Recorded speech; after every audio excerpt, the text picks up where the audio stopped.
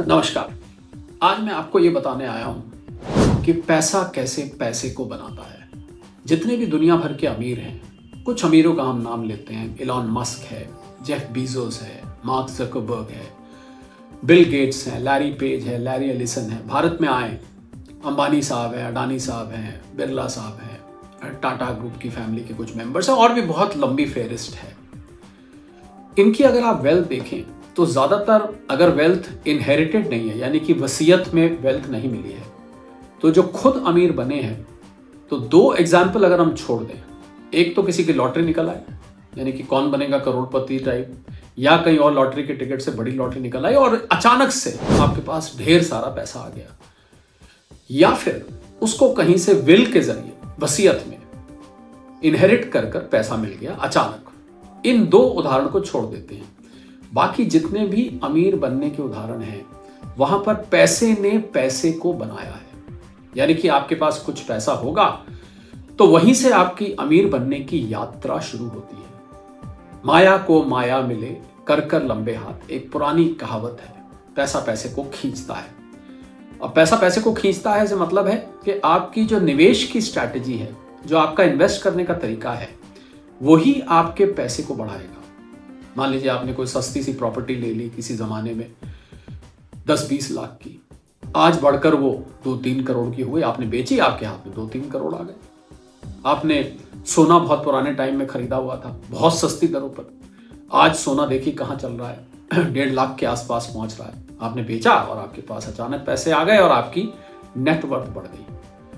पर यह सच है कि पैसा पैसे को जब खींचेगा जब पहले आप पैसे को अपने पास बचाकर रखेंगे, सेविंग्स करेंगे।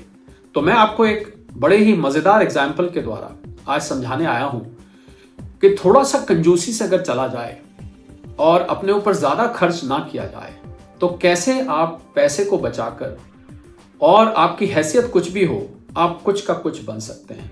ये सच्ची घटना है, बहुत सारे मीडिया प्लेटफॉर्म्स पर रिपोर्ट हुई है। मांगी लाल नाम के एक भिखारी, जो कि लोहे की काट पर, जिसके नीचे वो बेरिंग वाले पहिए लगे होते हैं, हाथ में 2 जूते पहनकर, अपाहिज थे, दिव्यांग थे, इनके थे क्या हैं अभी भी, क्योंकि इनके पैर काम नहीं करते थे, उस लोहे की काट पे बैठकर इंदौर के सराफा बाजार में बहुत सालों तक भीख मांगते हैं।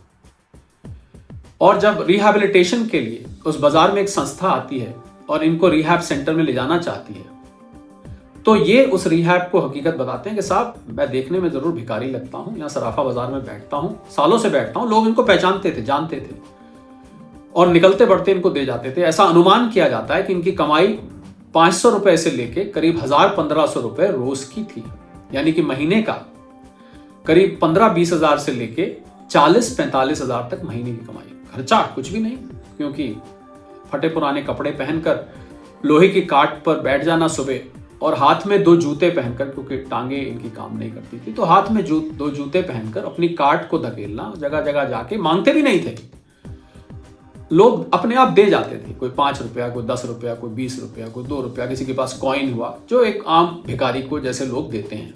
मुंह से नहीं मांगते थे पर खर्च नहीं करते थे। बहुत ही, मैं आपको, आप कहेंगे कि एग्जाम्पल किसका दे रहा है, अरे भैया हमें भिखारी बनाना चाहते हो। नहीं, मेरा भिखारी बनाने का बिल्कुल मतलब नहीं है।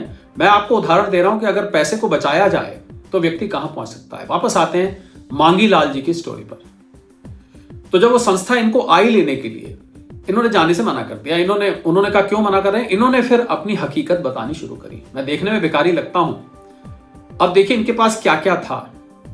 करोड़ों के मालिक, एक 600 स्क्वायर फुट का 3 मंजिल का मकान, यानी कि करीब करीब 50-60 गज का 3 मंजिल बनाया हुआ मकान, जो इन्होंने किराए पे दे रखा था। एक में खुद रहते थे। प्रधानमंत्री आवास योजना के अंतर्गत 1 बेडरूम मकान अलग। हालांकि बाद में इन पे तहकीकात चल रही है कि इन्होंने कैसे प्रधानमंत्री आवास योजना के लिए अप्लाई किया जब इनके पास इतना धन ऑलरेडी था। वो एक अलग मुद्दा है, वो सरकार का काम है इन्वेस्टिगेट करना। मैं तो आपको निवेश और बचाने के बारे में बताने आया हूं और कैसे पैसे को पैसा खींचता है। 3 ऑटो रिक्शा इनके पास, जो ये किराए पे चढ़ाते हैं। एक स्विफ्ट डिजायर कार, उसमें रखा हुआ ड्राइवर जिसको ये सैलरी देते हैं। सोचिए, एक भिखारी जो कि लोहे की काट पर जूते में हाथ डालकर घसीट कर उसको कोने कोने में खड़े होके लोगों के पैसे के मोहताज, लोगों के फेंके हुए पैसे के मोहताज, उनके पास स्विफ्ट डिजायर कार और ड्राइवर उनके पेरोल्स पर। यही आके कहानी नहीं रुकती। जो इन्होंने इतने सालों तक पैसे बचाए क्योंकि खर्च ना के बराबर था, उस पैसे को इन्होंने उस सराफा बाजार के छोटे ज्वेलर्स को उधार भी दिया। हफ्ते भर बाद ब्याज आता था, और जब इस तरीके से उधार दिया जाता है तो उस पर ब्याज बहुत अच्छा खासा होता है, अच्छा खासा तगड़ा ब्याज मिलता है। 1.5% पर मंथ, 2% पर मंथ, यानी कि साल का 18 से 24%। अनेकों व्यापारी छोटे ज्वेलरी के, उनसे इनसे छोटे व्यापारी, जिसको किसी को 1 लाख चाहिए, किसी को 2 लाख चाहिए, किसी को 3 लाख चाहिए, किसी को 50,000 चाहिए, उनको इस मांगीलाल जी ने समय समय पर उधार देके अच्छा खासा ब्याज भी कमाया।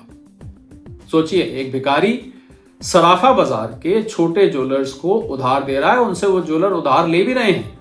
यानी कि सराफा बाजार में ये बात पता थी कि ये भिखारी साहब जो हैं पैसे वाले हैं, फिर भी उनको भीख मिलती रही। कहां से भीख मिलती रही? हो सकता है राह चलते दे जाते हों, जो उनके यहाँ ग्राहक आते वो दे जाते हों, जिन दुकानदारों ने इनसे उधार लिया हुआ था वो तो कम से कम नहीं देते होंगे, पर अन्य लोग इनको देके जाते। तो शायद वो छोटे व्यापारी अपने इर्द गिर्द ये बताते भी नहीं होंगे कि हमने एक भीख मांगने वाले से हमने उधार लिया हुआ है, तो इसलिए बाकी भी दे जाते होंगे जिन्होंने नहीं लिया। खैर, कौन इनको देके जाता था ये तो नहीं मालूम, पर इनको मिलता रहा लगातार। तो अब देखिए, आमदनी का जरिया, इनका मेन बिजनेस यानी कि भीख मांगना, क्षमा करें। उसके बाद 3 मंजिल का मकान जिसकी नेट वर्थ बढ़ रही है, जहां से किराया आ रहा है, स्विफ्ट डिजायर को रेंट पे देना, वहां से कमाई हो रही है, और वो ब्याज की इनकम जो छोटे ज्वेलर्स इनसे मांग के ले जाते थे। तो आपने देखा कि एक भिखारी, मैंने इसलिए उदाहरण दिया कि मुझे लगता है हम जब निम्न वर्ग की बात करते हैं, हम जब इकोनॉमिकली वीकर सेक्शन की बात करते हैं, तो हम ये कहते हैं कि ये लोग क्या बचा पाते होंगे। परंतु अगर आपकी सेविंग करने की आदत है, मुझे गलत मत समझिएगा कि आपको मैं सेविंग करने की मोटिवेशन एक भिखारी से बना रहा हूं, मुझे बिल्कुल इसको अन्यथा मत लीजिएगा। मैं तो आपको सिर्फ ये बता रहा हूं कि अगर पैसे को बचाया जाए तो आदमी कहां का कहां पहुंच सकता है। और अगर आप नियमित रूप से जब से कमाना शुरू कर रहे हैं, 20, 21, 22, 25 साल, जब भी आपका करियर शुरू हुआ, अगर आप तब से लगातार बचाते आए हैं, तो वाकई में आप 30, 35, 40 साल तक पहुंचते या 40, 45 तक पहुंचते आपकी एक अच्छी खासी नेट वर्थ बन जाती है। जो व्यक्ति सेव नहीं करते वो अंत तक 50, 55, 60 साल की आयु तक भी पैसे के मोहताज रहते हैं। अब सवाल ये उठता है कि ये सेविंग किस प्रकार करी जाए, तो वो भी मैं आज आपको इसी वीडियो में बताने वाला हूं। मेरा ये मानना है कि सेविंग को खर्च मानना चाहिए।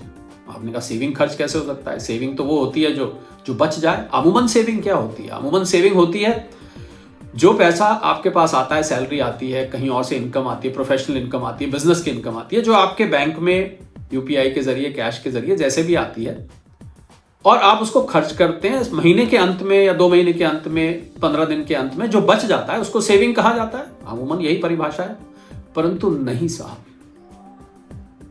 सेविंग वो है जो सबसे पहले की जाए, या मैं यूं कहूं सेविंग को खर्च बना लीजिए। अगर आपकी मान लीजिए तनख्वाह या इनकम 50,000 रुपए है, तो जैसे ही वो 50,000 आपके बैंक में आए, या वो टुकड़े टुकड़े में आए, अगर आपको बिजनेस प्रोफेशन चलाते हैं, तो जैसे जैसे आते जाएं, मेरे कहने से एक बार करके देखिए, आप 20% निकाल के एक और बैंक अकाउंट में रख दीजिए। और ये बैंक अकाउंट ऐसा हो जिसका आपके पास ना एटीएम कार्ड हो, ना चेकबुक भी कहीं छुपा के रख दीजिए, और इसको यूपीआई से भी लिंक मत करिए। अब क्या होगा कि उसमें पैसे जुड़ते जाएंगे, आप उस पैसे को छेड़ेंगे नहीं, और ये आप नियमित रूप से करते जाइए। आप कहेंगे कि हमारी तनख्वाह या हमारी इनकम तो मात्र 80% रह जाएगी।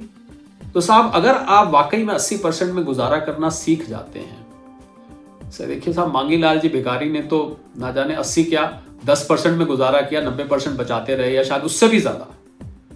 पर फिर गलत मत समझिएगा, मैं भिखारी से आपको कतई कंपेयर नहीं कर रहा हूं।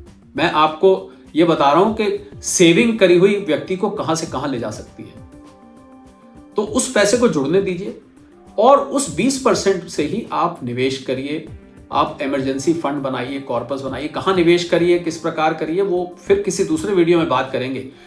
आज तो सिर्फ बात मैं जो आपसे करना चाहता था कि किस प्रकार से सेविंग की आदत, बचत की आदत व्यक्ति को कहाँ ले जाती है। मांगी लाल जी का जो मैंने दृष्टांत दिया, उनके ऊपर जैसे मैंने कहा इंक्वायरी भी चल रही है कि प्रधानमंत्री आवास योजना में, PMAY में किस प्रकार से ऐसे व्यक्ति को मकान मिल गया। क्या अधिकारियों ने उनकी नेटवर्थ, उनकी हैसियत जानने की कोशिश नहीं करी। मुझे लगता है किसी से भी गलती हो सकती थी। अगर कोई व्यक्ति रोज सुबह आके एक लोहे की काट पर और हाथ में 2 जूते पहनकर घसीटते हुए, दिव्यांग थे और अपाहिज, जो मर्जी आप कह लीजिए, तो उस पर कतई शक नहीं हो सकता, या शक करना बहुत कठिन है, उसकी नेटवर्थ लगाना बहुत कठिन है। अब ये इन्वेस्टिगेशन चल रही है कि इनके कितने बैंक अकाउंट हैं और इनकी क्या वेल्थ है, वगैरह वगैरह।